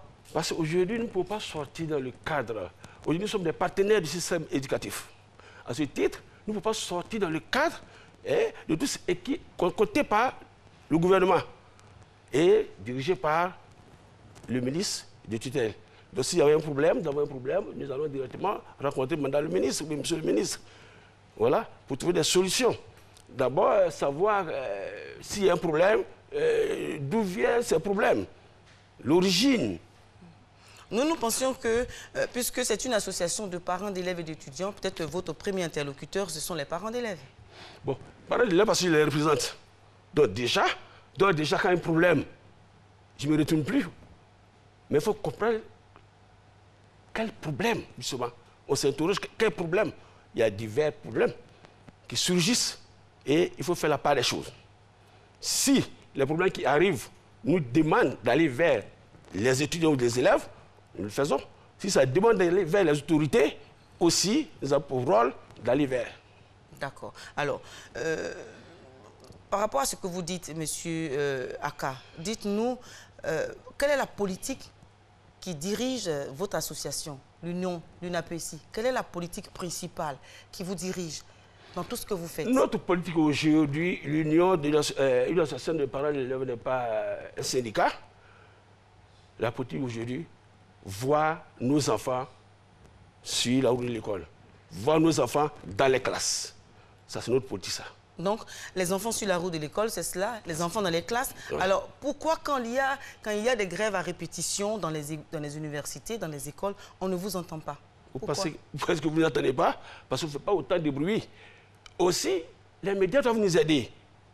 Plusieurs fois, ils sont venus demander à faire des déclarations. On a fait des déclarations, d'accord, mais je dirais le mot peut-être trop fort. Vous êtes venu où, à la RTI? À la RTI, elle a été fait des déclarations. Nous avons tenu des réunions et il y a par moments que nos déclarations ne sont pas prises en compte. Censurer peut-être c'est trop fort, mais nos déclarations souvent ne passent pas. Nous faisons des démarches vers la RTI, aidez-nous, parce qu'il faut la communication pour faire comprendre tous les parents d'élèves qui sont de l'autre bout du monde. Mais à part les médias, vous n'avez pas d'autres moyens de communication? Pourquoi pas? Nous avons des moyens avec nos partenaires, c'est-à-dire que nos représentants des différentes régions. Voilà. Mais parce qu'en fait, les Ivoiriens s'interrogent. Ils veulent savoir, on n'entend pas parler de l'Union nationale des parents d'élèves et d'étudiants. Quand les élèves sont dans les rues, quand les élèves ne vont pas en classe, qu'il y a des grèves à répétition, on n'entend pas cette association, cette union. On ne sait pas ce qui se passe exactement. Bon, malheureusement, peut-être que les gens n'écoutent pas, mais nous avons fait des déclarations. On ne vous a jamais entendu, monsieur. Mais madame, dommage. Vous si vous verrez que les parents d'élèves sont dû passer par là, pour vous dire, pour demander aux médias de nous aider. Les journaux, faisant foi, et fait pas de revendication de nos déclarations. Et nous, je pense que c'est M. Aka qui est choisi parent d'élèves. Vous aussi, les parents d'élèves, nous sommes tous comptables. Qu'est-ce que... Non, mais vous êtes une association pour dire que nous, on défend les intérêts des parents d'élèves. On défend les intérêts des élèves et des étudiants. Alors, donc pour cela, vous devez encadrer ce groupe-là, cette tranche de la population, les élèves, les étudiants, et puis aussi les parents d'élèves. Vous devez encadrer cela. Mais vous ne le faites pas, on ne vous voit pas. On constate seulement que les enfants ne vont pas à l'école, que les parents ne sont pas écoutés. Donc on veut savoir pourquoi. Merci, madame. Vous m'attaquez tel, vous avez des enfants chez vous, des élèves. Mais quand il y a un problème, mais ça ne peut pas avoir un policier derrière chaque enfant. Ce que je dis que nous sommes tous comptables, il faut que par moment, nous nous levons aussi. Non, pour dire, non madame, pour dire, il y a tel problème. Parce qu'il y a beaucoup qui ne savent pas que les parents d'élèves existent, l'UNE existe. Mais il y a beaucoup d'associations, peut-être une dizaine, mais ils sont sur le terrain. Nous le faisons. En fait, le problème, c'est qu'on ne vous entend pas. Les Ivoiriens... Mais pas vous, vous n'êtes pas concernés. Vous nous attendez, mais ceux qui sont concernés nous attendent. Les étudiants savent, les enseignants savent. Ils nous connaissent très bien. Nous travaillons ensemble. Mais vous devez savoir qu'il y a un tel problème. Parce qu'il faut que vous ayez un problème d'abord pour savoir que mais justement, c'est quand il y a problème qu'on vous entend. Enfin, comme vous le dites, c'est cela. Quand il y a problème, c'est là qu'on vous entend. Donc, autrement dit, l'UNE peut aussi agir quelque peu en pompier. Alors, quelles sont vos méthodes, monsieur Aka, pour anticiper, afin d'éviter la résurgence des crises? Mais madame, nous sommes pas peut-être mal placés. Il y a un ministère. Si on a des ministères de tutelle, quand il y a un problème, nous ne sommes pas représentés dans toute la Côte d'Ivoire. Mais les ministères sont représentés par les draines, tout ce qui se passe. Donc, à la minute près, le cabinet est informé de ce qui se passe dans chaque région. Et quand on nous appelle, on nous interpelle, nous prenons notre bâton de pèlerin, agir, aller vers, s'il y a des zones chaudes. La question que je pose, la question qui est là, est la suivante. Monsieur Aka, quand on vous écoute, on a l'impression que vous agissez en pompier. C'est-à-dire que vous venez quand il y a crise. Mais vous ne faites rien pour éviter les crises, pour éviter les problèmes. Vous ne faites rien. Pourquoi? Quelles sont vos méthodes pour anticiper ces crises? Nous apprenons, hein. C'est votre niveau pour nous donner la recette. Il ne faudrait qu'applaudir. Mais vous êtes une association, vous avez une vision, vous avez une politique, vous savez où vous allez. C'est à vous de nous dire, voilà, pour anticiper les crises, voilà ce qu'on fait, voilà ce qu'on doit faire, voilà ce qu'on ne doit pas faire. Madame, nous avons le contact permanent avec les décideurs, permanent avec les enseignants et les associations ou syndicats. Bon, moi, je ne dirais pas syndicats au niveau des élèves et étudiants, des associations des élèves et étudiants. Nous parlons. Mais quand il y a un incendie, un foyer peut déclarer partout. Et quand nous sommes informés, nous allons vers. Nous allons attaquer ce foyer-là. Alors, à quel foyer vous êtes attaqué? À quel foyer, j'espère, à quel feu vous êtes attaqué? Plusieurs, madame. Il y a eu beaucoup de troubles. Mais quand les troubles ne sont pas permanents, quand il y a des troubles, on sait qu'il y a des troubles à l'école. Après, silence radio. C'est qu'il y a eu un travail fait. On va faire, voilà. On va pratiquement, sur le terrain. Cette année, le 8 décembre, les élèves ont voulu tous partir, ont voulu anticiper, ont anticipé d'ailleurs même les congés de Noël. Qu'est-ce que l'UNAPECI a fait concrètement? Bon, ce n'est pas la première fois. Ça fait 3 ans d'affilée que nous remarquons ces fléaux. Vous voyez? Et quand nous avons des informations, comme je l'ai dit, nous sommes des partenaires du système éducatif. Il y a un premier responsable qui nous saisissons ou qui nous saisit. Voilà déjà le comportement de vos enfants. Du coup, nous faisons des déclarations. J'ai dit, Madame le ministre a invité tous les parents d'élèves, des associations, confessions religieuses, à une réunion ici, comme ça a commencé. Nous sommes venus à la télévision, nous avons fait une déclaration.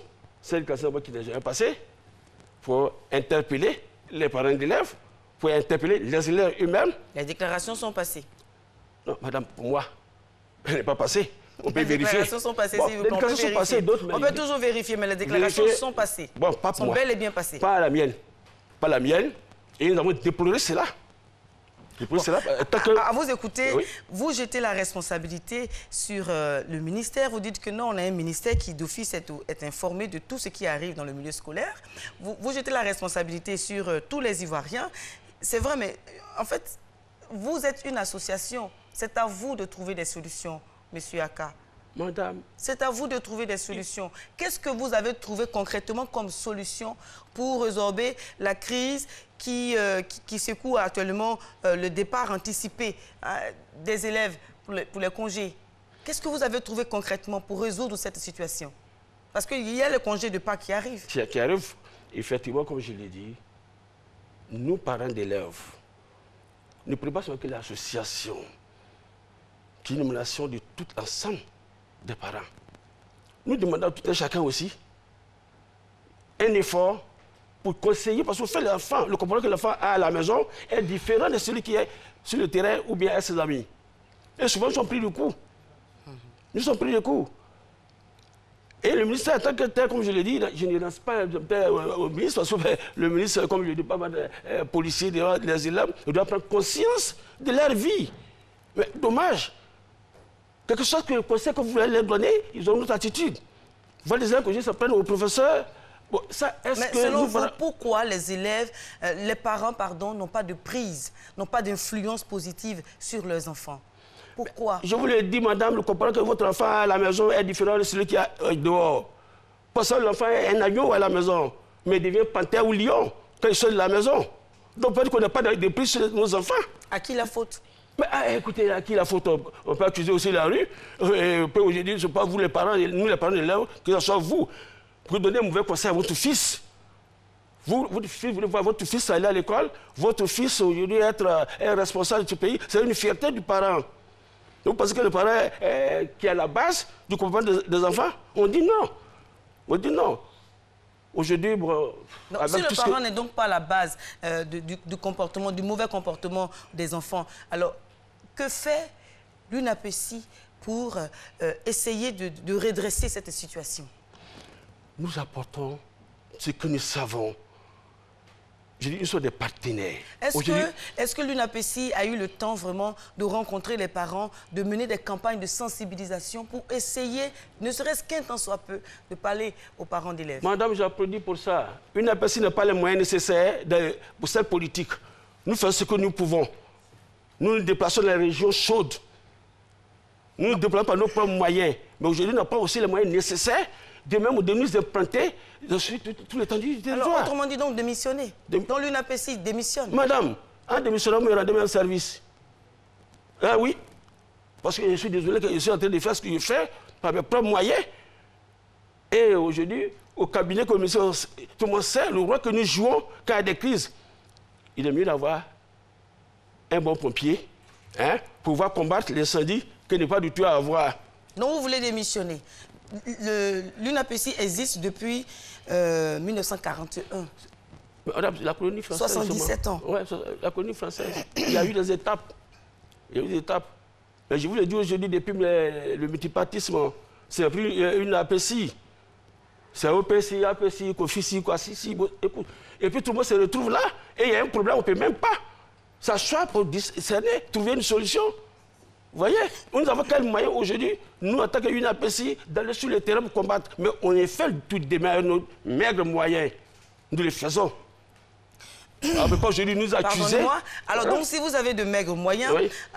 Comme je le dis, ça veut dire que l'UNAPC est vraiment impuissante. Cette union-là est impuissante face aux problèmes qui minent la société ivoirienne et encore même le milieu scolaire et estudiantin. Madame, on avait la même superficie. Hein. La Côte d'Ivoire n'est pas chez de superficie. Hein. Mais aujourd'hui, quand on voit, il y a combien d'élèves étudiants aujourd'hui? Plus de 7 millions. Avant, l'UNAPC était très fort parce qu'il y a une minorité hein, qui avait passé facilement, on pouvait baigner, cerner quand il y a des crises. Mais aujourd'hui, quand vous prenez aujourd'hui dans une classe, il y a 200, 300 élèves là, parce qu'on est impuissant. On est impuissant, il faut le dire. Un autre point, si vous êtes impuissant, ça, on l'a compris depuis. Alors, quelle est la relation entre le COGES et l'UNAPC? La dernière question pour... la dernière question. Quelle est la relation qui existe entre le COGES et l'UNAPC? Bon, COGES, c'est une activité locale, vous voyez. Dans une ville, dans une école, bon, c'est réuni, bon, créer le COGES. Mais une APC est nationale. Hein? Pour dire qu'il y a un problème sur le plan national, nous, en tant que parents d'élèves, bon, nous levons pour... Je peux aujourd'hui aller à Daloa intervenir, Gagnoua, partout en Côte d'Ivoire pour intervenir. Le COGES ne peut pas le faire. J'ai dit c'est local. Il y a un problème. Voilà, je rappelle, mesdames et messieurs, que nous étions avec M. Edouard Aka. Nous avons des exigences publicitaires, la pub, et on revient juste pour la conclusion avec M. Aka.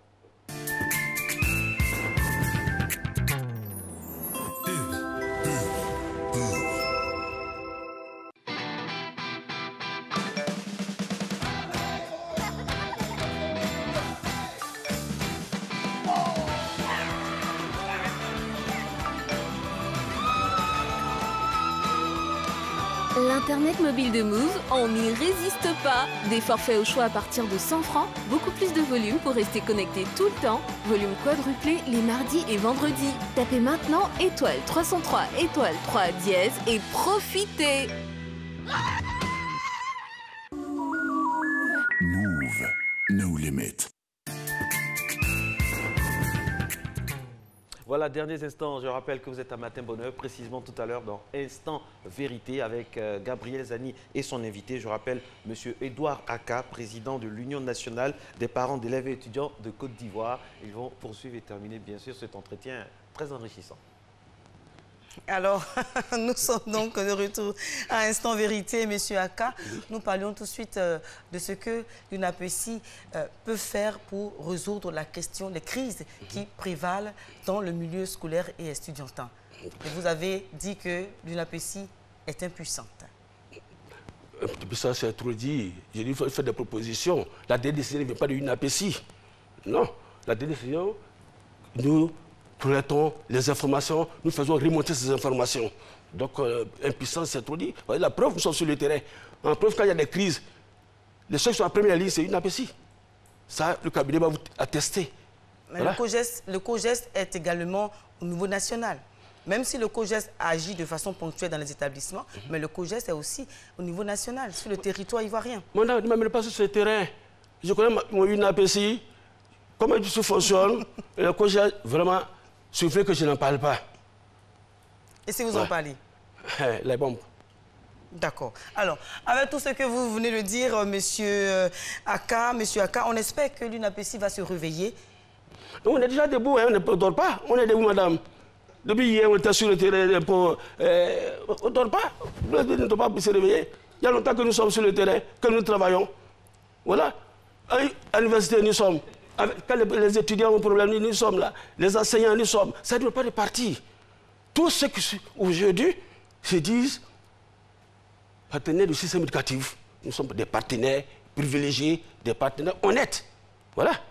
Mais nous avons beaucoup d'appréhension, beaucoup de, pas de griefs, mais de doléances à présenter à l'État. D'accord. Voilà. OK.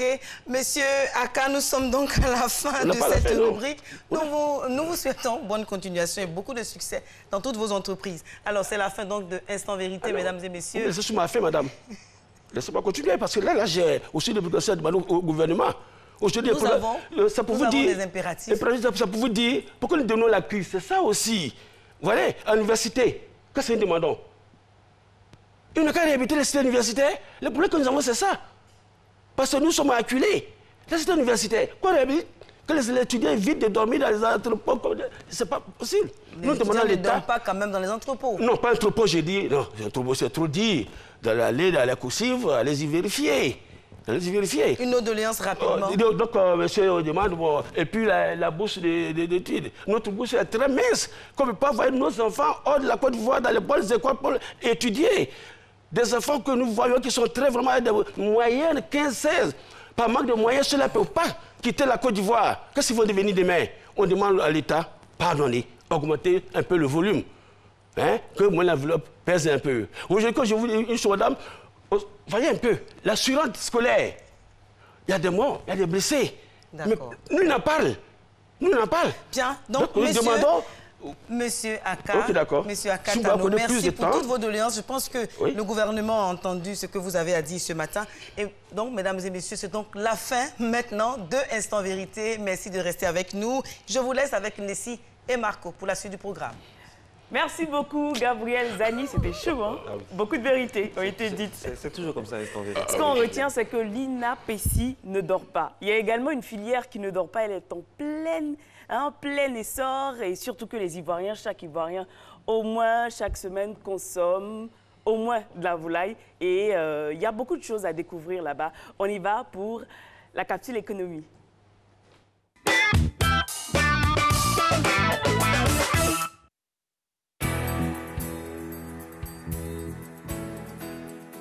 L'aviculture, désignant la production de volailles, est un secteur clé de l'élevage en Côte d'Ivoire. Sa typologie variée qui part de l'aviculture familiale, passant par l'aviculture semi-industrielle à l'aviculture industrielle, offre la possibilité à toutes les couches d'intégrer ce domaine d'activité. Suivant donc certains acteurs de cette filière qui disent bien gagner leur vie. Depuis l'enfance, j'ai côtoyé des gens qui pratiquaient l'élevage. J'ai aimé ça. Après les études, j'ai décidé de me lancer là-dedans. Je partais à l'école d'abord. L'école, ça ne va pas trop avec moi comme ça. Puis je me suis lancé dans l'élevage. Il y a des gens qui peuvent commencer à de gros sommes et il y a des gens qui peuvent commencer tout petit. Il y a certains qui ont commencé avec 200 poussées à domicile. C'est-à-dire un mois de 300 000. Ils sont lancés dedans et aujourd'hui, ils font plus que ça. J'ai commencé avec les poulets de 45 jours. Je suis arrivé, j'ai fait des chiens formés. Et puis maintenant, je suis à 500 têtes. Après, je suis venu à 1000 têtes, 2000. Actuellement, je suis sur 2000 têtes. Ces témoignages montrent que le secteur avicole joue un rôle considérable aussi bien dans le volet social qu'économique de notre pays. L'apport de la filière, il est important, très important. Parce que quand on voit tout ce monde qui tourne autour de ce qu'on appelle de l'élevage, ça fait rentrer un peu de bénéfices. On ne se plaint pas du bénéfice. Souvent, comme les autres travaillent aussi, souvent c'est bon, souvent c'est pas bon. La filière avicole constituée entre autres des accouveurs et de producteurs de poussins d'un jour, de vétérinaires, des producteurs d'intrants alimentaires, des éleveurs et des distributeurs des produits avicoles ivoiriens offre des possibilités de travail et d'épanouissement à toutes les catégories de main-d'œuvre. Ainsi, elle participe à la résolution du chômage qui est un maillon essentiel de l'essor de l'économie. Il est porteur parce que là, il permet, nous autres, ça nous permet d'être aujourd'hui autosuffisants. Hein. Il faut aimer le travail aussi. Si tu aimes le travail, tu peux mieux faire, mieux avancer. Ce n'est pas à cause de quelques mois ou bien tu vas arrêter le travail que tu fais. Il faut toujours te battre dans la vie aussi pour ça. L'aviculture est un secteur porteur. C'est dans cette optique que s'inscrit le gouvernement ivoirien en s'appuyant sur la relance de la filière avicole à travers la mise en place d'un programme de réinsertion des jeunes dans ce secteur d'activité dans le cadre du projet d'appui au développement de l'élevage en Côte d'Ivoire. Cette initiative a pour ambition de relancer les différentes filières d'élevage en vue de satisfaire les besoins du pays en protéines animales et de réduire la pauvreté par la création d'emplois et de richesses. Aussi, l'installation de nouveaux éleveurs participera à la lutte contre la cherté de la vie par le jeu de la libre concurrence entre acteurs du secteur avicole. La filière avicole est une véritable source de richesse qui doit davantage susciter l'intérêt de tous. Voilà, retour sur le plateau avec notre spécialiste, c'est M. Ngueta Kouadio. Albert, c'est cela. Il est vétérinaire, expert avicole, diplômé de l'école vétérinaire de Maison-Alfort, c'est dans le Val-de-Marne, à côté de Paris. Voilà, coucou à tous ceux qui nous regardent de ce côté, dans le monde entier, en Europe, partout. Alors, la filière avicole, une source de richesse. D'abord, pour jeter un peu les dés, dites-nous, quel est le plateau statistique de la filière avicole de notre pays? Combien de pondeuses, combien de poulets de chair, et peut-être si vous avez la visibilité sur les poulets africains. Allez, dites-nous tout. Merci. Avant de répondre à votre question, je voudrais vous dire infiniment merci au nom du conseil d'administration de IPRAVI et de son président pour l'opportunité que vous nous offrez de parler de notre métier, de ses avantages, mais aussi de ses difficultés. Comme nous sommes en début d'année, je voudrais, au nom du même conseil d'administration, vous présenter les vœux les meilleurs pour l'année 2018. Merci beaucoup. Maintenant, en quelques mots, la filière avicole ivoirienne, comme vous le dites, est en plein essor à l'image de l'économie nationale. Elle comporte aujourd'hui environ 4 500 000 poules pondeuses qui produisent les œufs que nous consommons tous les jours. Et en 2016, elle a fourni à la population ivoirienne environ 35 millions de poulets de chair issus de nos ateliers nationaux. Donc voici en quelques mots ce qu'on peut dire de la filière avicole. Elle est animée par un certain nombre d'acteurs qui opèrent dans la production de poussins, dans la production d'aliments, dans la production, dans la distribution de ces produits-là, avec environ 150 000 emplois indirects et environ 10 000 emplois directs. Donc c'est un secteur relativement important à l'échelle de l'économie nationale et de l'agriculture de Côte d'Ivoire. Alors, quand on parle d'aviculture, ce n'est pas que les poulets, on a également les oiseaux. Hein? À part les poulets, quels sont les autres types de volailles qui sont très prisés par les Ivoiriens? Tout à fait. Malheureusement, en Côte d'Ivoire, pour nous, l'aviculture se résume essentiellement à l'espèce poule, avec le poulet de chair et la poule pondeuse. Mais bien entendu, au-delà de cette espèce-là, il y en a bien d'autres. Il y a la dinde, il y a le canard, il y a la pintare, il y a la caille, il y a les oies, il y a toutes ces espèces-là. Mais pour nous, en Côte d'Ivoire, 90 voire 95% du marché est dominé par l'espèce poule.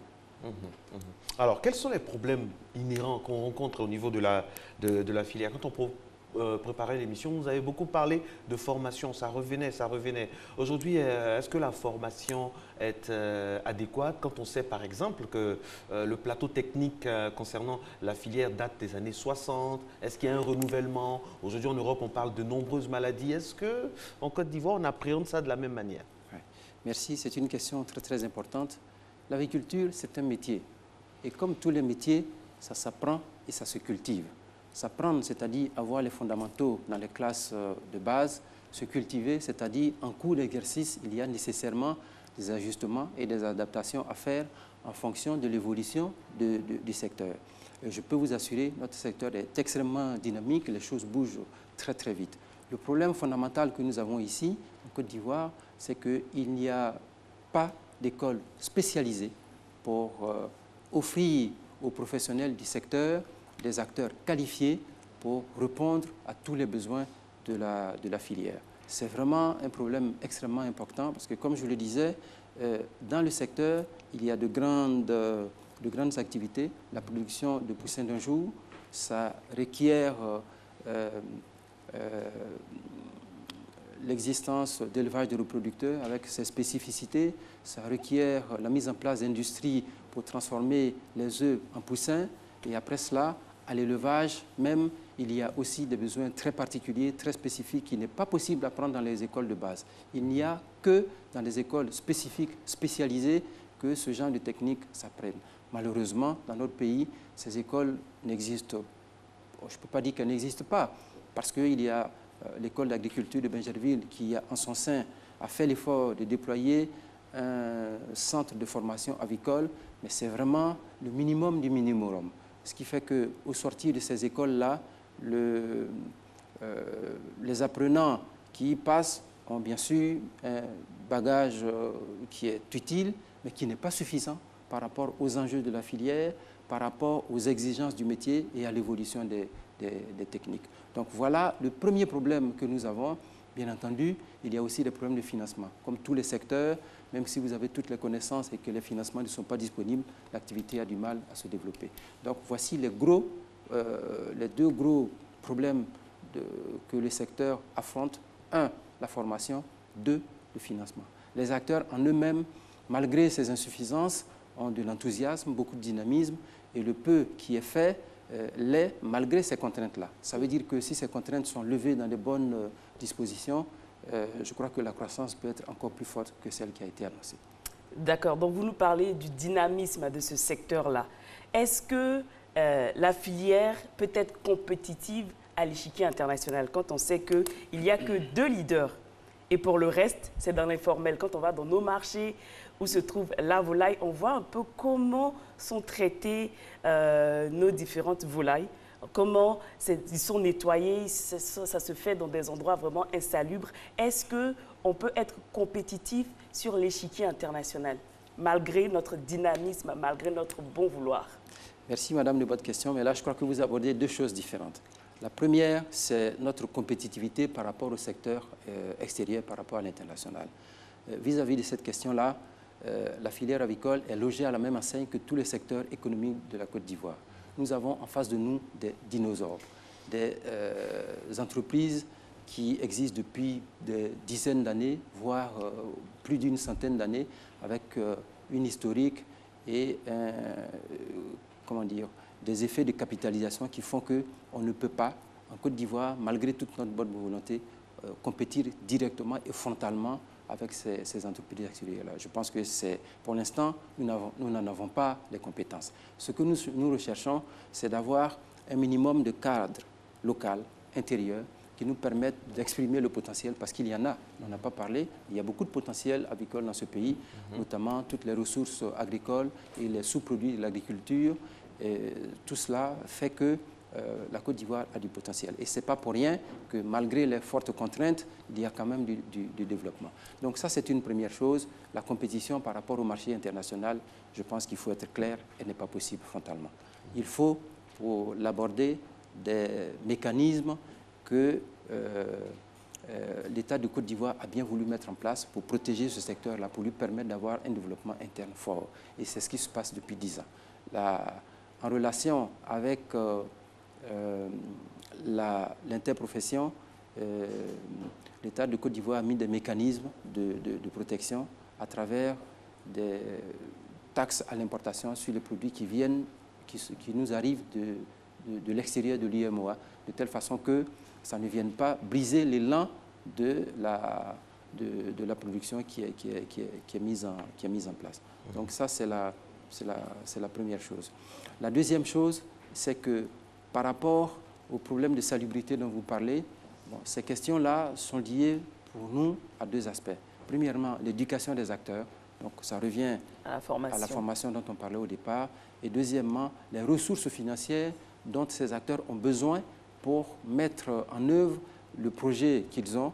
Et évidemment, dans un marché aussi compétitif, avec des exigences sanitaires aussi élevées, l'idée du promoteur peut ne pas être forcément la bonne. S'il est encadré par des techniciens bien formés, à ce moment-là, ça permet de réajuster les opérations et de se mettre aux normes à la fois sur le plan technique et sur le plan sanitaire. Donc voilà ce qu'on peut dire. Mais je ne suis pas tout à fait d'accord avec vous quand vous disiez tout à l'heure que les produits fournis par les acteurs de la filière sont toujours traités dans des conditions pas très salubres. C'est vrai en partie, mais pas tout le temps. Et croyez-moi, l'IPRAVI, en son sein, fait l'effort pour éduquer ces acteurs malgré la faiblesse des moyens pour que cette question... Global, on ne parle pas seulement d'IPRAVI, on parle au niveau global, au niveau national. Tout à fait. Alors dites-nous, docteur Ngueta, il y a des Ivoiriens, par exemple, qui ne sont pas des professionnels de la chose avicole, qui, par exemple, ont une activité et le week-end entre sont dans l'élevage quand ils peuvent. Et de plus en plus, cette proportion-là est très importante. Et justement, le volet formation intervient. Est-ce qu'il y a un programme afin de former ces personnes-là qui voient un peu dans la filière avicole une source de richesse? Est-ce qu'il y a un système pour les encadrer afin que même si ce sont des personnes qui ne sont pas professionnelles, au moins il y ait des rudiments de base? Merci. On n'en a pas parlé parce que les questions étaient orientées directement sur l'activité, donc je n'ai pas eu le temps de vous le présenter. Mais la mission de IPRAVI, c'est un, former ces acteurs, deux, les informer, et trois, défendre les intérêts de tous les acteurs de la filière. Voici notre mission, voici nos missions clés. Donc forcément, dans cette mission-là, la formation a un rôle essentiel.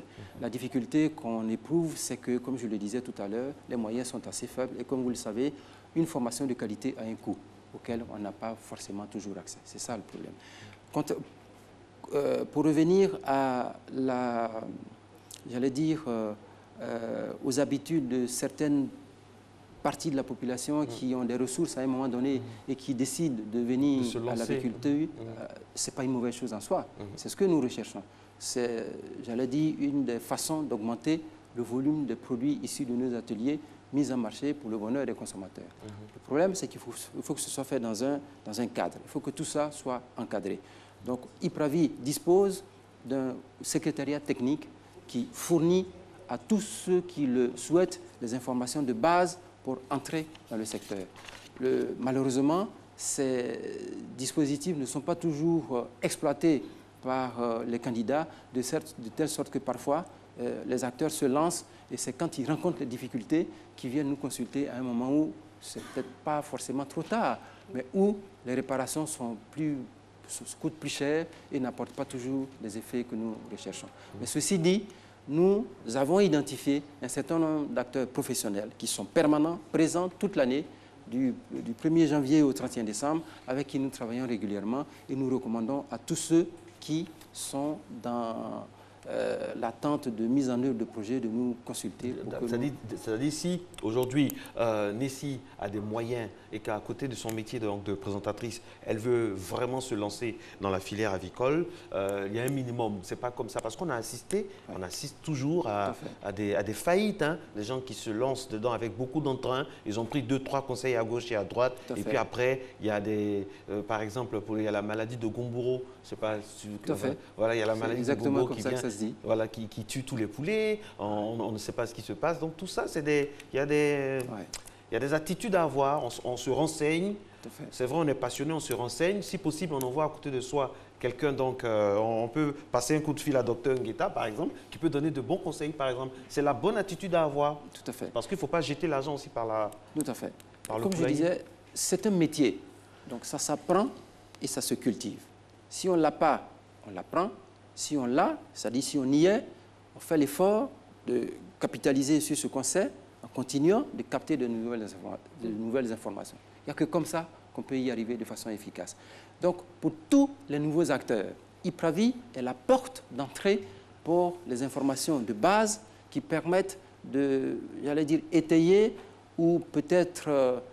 prendre la bonne décision dans le sens de l'investissement qu'on veut faire. Parlons de décision concrètement. Avec combien de francs on peut démarrer une production avicole? Et puis qu'est-ce qu'on gagne? Comment ça se passe concrètement? Tous les niveaux sont bons. C'est-à-dire? C'est comme si vous me demandiez qu'est-ce qu'il faut pour acheter une voiture. Vous pouvez acheter une voiture à 1 million ou vous pouvez en acheter à, je sais pas, plusieurs centaines de millions si vous le souhaitez. Tout dépend de votre projet.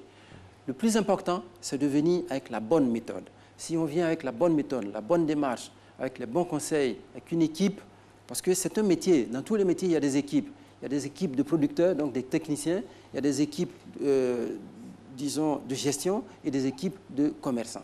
Il faut les 3 entités ensemble pour que ça fonctionne. Si c'est une seule personne qui gère toutes ces opérations-là de bout en bout, il faut qu'elle ait auparavant, disons, il faut qu'elle ait eu le temps de s'informer ou de se former ou en tout cas au minimum d'améliorer ses connaissances sur ces 3 postes-là pour que le projet prenne de façon efficace. Si vous savez très bien produire et que vous ne savez pas comment vendre, ça n'ira nulle part et inversement. Donc c'est comme ça que ça fonctionne, comme pour tous les métiers.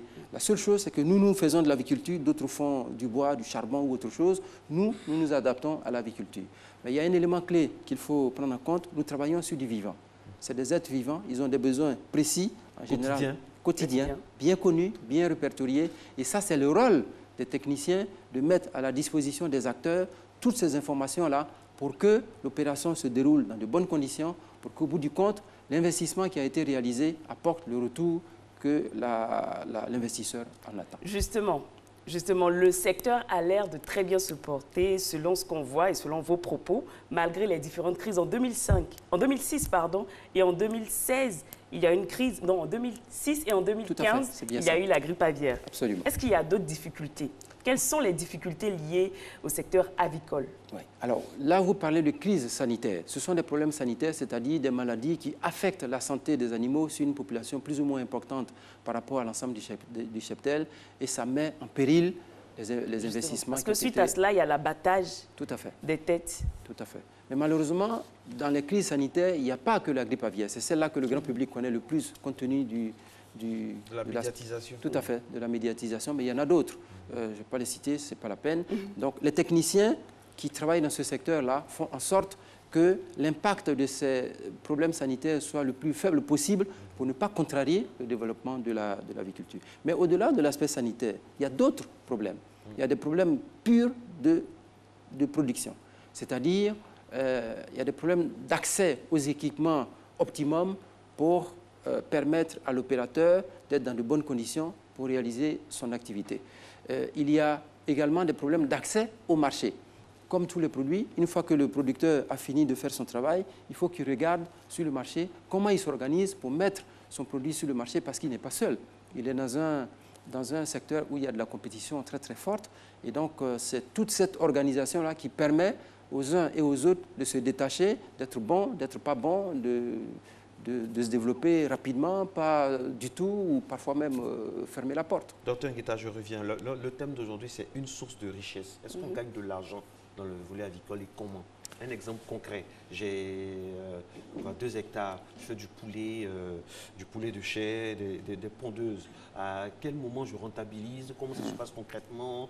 À la première étape, je dépense combien? Qu'est-ce qu'il faut? Voilà, un exemple concret. Très bien. Alors, si vous voulez en quelques mots, l'économie de la filière dans les deux grands secteurs que sont le poulet de chair, comme vous l'avez dit, et le secteur ponte. Très rapidement. Dans le secteur ponte, en général, il faut compter entre 8 et 10 000 francs d'investissement par poule à mettre en place. C'est-à-dire, si madame a un projet de 1000 poules pondeuses, de bout en bout, elle doit s'attendre en moyenne à 10 000 francs d'investissement par poule. Ces 10 000 francs d'investissement prennent en compte les immobilisations, c'est-à-dire l'habitat que vous allez construire, les équipements que vous allez y mettre pour pouvoir faire fonctionner l'activité, ainsi que le fonds de roulement, c'est-à-dire ce qu'il faut pour acheter les poussins, les aliments, payer aux employés, etc., jusqu'à ce que les animaux arrivent en phase de production. Donc ça, c'est l'investissement. Maintenant, pour ce qui est de la rentabilité, c'est comme tous les secteurs. Quand on donne une rentabilité, elle n'est jamais... c'est du virtuel en réalité. Ce n'est pas inscrit dans du marbre. Absolument. Donc tout dépend de la façon dont le cheminement technique est amené et l'aboutissement commercial conduit. C'est tout ça qui fait la rentabilité. Il n'y a pas que les techniques. Mais de façon globale, sur le secteur ponte, un éleveur doit pouvoir, si c'est bien conduit, retirer en moyenne entre 5 et 10 francs de marge sur un œuf vendu au consommateur dans de bonnes conditions. Ça, c'est pour le secteur ponte. Sur le secteur chair, qui a un cycle beaucoup plus court, une quarantaine de jours, les investissements sont un peu différents. Ils sont plus bas, entre 3 et 4 000 francs par poulet à produire. Oui. Il faut entre 3 et 4 000 francs par poulet à produire, répartis entre 2 500 francs d'investissement, c'est-à-dire construction, équipement, etc., et 1 500 à 1 600 francs de fonds de roulement. Donc voilà un petit peu l'économie de la filière. J'allais oublier, dans le secteur poulet de chair, le bénéfice retiré en moyenne sur un poulet varie entre, j'allais dire, 0 et 300 francs. 0 parce que bon, on n'a pas très bien fait, 300 francs si quand il n'y a pas de maladie, quand il n'y a pas de crise, quand il n'y a pas d'épisodie, quand il n'y a rien, franchement, on peut bien s'en sortir. Absolument. Si ça ne se passait pas bien, je pense que le secteur ne se serait pas développé. Et vous ne serez pas sur ce plateau avec beaucoup de sérénité. Tout à fait. Tout à fait. En tout cas, merci à vous. Merci d'être venu nous parler. Allez, en définitive, quel conseil donner à tous ceux qui aimeraient donc se lancer dans la filière? Très bien. Le secteur avicole est très large. Comme je le disais, il y a l'aspect industriel, mais il y a aussi l'aspect élevage à une échelle relativement raisonnable, ce qui offre des opportunités très très importantes pour les jeunes en particulier. Parce qu'aujourd'hui, le taux d'emploi, je pense, est une des solutions pour permettre aux jeunes qui cherchent à se mettre en place de trouver du travail. Alors, donc, vous avez la production de poulet, vous avez la transformation et aussi la petite distribution. Donc, Ipravi lance un message fort à tous les jeunes intéressés par ce secteur à prendre contact avec son siège. Merci beaucoup, merci beaucoup. C'est nous qui vous remercions.